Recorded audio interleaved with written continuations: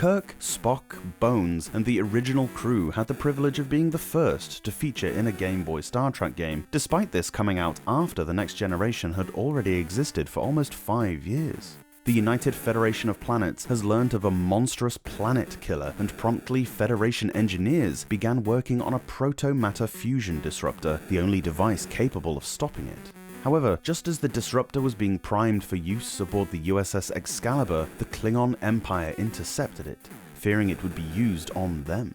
They demolished it into 12 separate pieces, hiding the bits on several different worlds. Now it's up to Kirk and his team to find the pieces, rebuild the weapon, and take down the planet killer.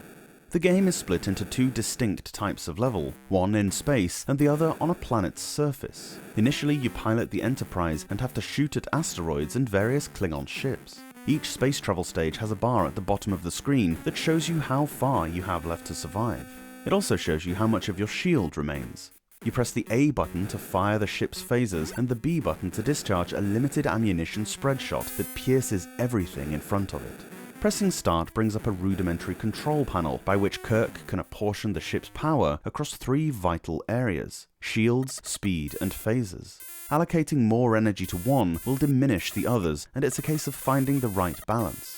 For example, putting a lot of energy into your weaponry makes them stronger and travel further, but increases the amount of damage you take and also slows you down. A nice idea. You get quite a few ships to play with, however if you lose one you go back to the beginning of that stage, which is a little annoying as A, space can get quite frantic towards the end with a lot of stuff happening, and B, the stages are long. And I mean really long.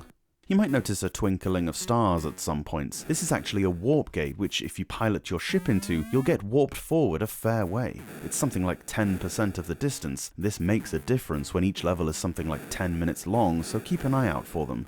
As well as this, occasionally a diamond will descend onto the screen, which will replenish your health a small amount. If you make it to your destination, you play as Kirk in a top-down level who beams down to a planet's surface with Spock and Bones.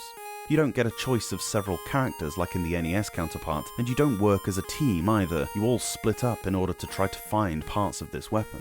As you're traversing the planet's surface, you can analyze various plants or rock formations, and the game will give you little tidbits of information about each one, kind of like in the TV show. Occasionally, you'll get tricorder messages from the other crew members alerting you to nearby dangers or giving hints on where to go next, and you can also use it to help you navigate as well. It's very obvious what everything is, but I would not go as far to say that the graphics are overly impressive. Likewise, the music is identifiable but not massively pleasant. Everything's just a little bit rough around the edges, you know? The stills are very cool, and the tricorder screen is immersive and feels like something from the TV show. Fair play to Visual Concepts, they've created a very long game here. However, the length isn't solely down to the amount of content. The spaceflight parts of the game are not that much fun. They go on far too long, and there's not enough variation. A death taking you back to the start is a nightmare. The ground levels are more entertaining, and this is where most of the gameplay is. Having said that, even these parts feel quite plodding at times. Hell, the final boss has something like 5 phases, all of which are very similar. At least the game tries to change things up, but overall it doesn't really feel balanced enough.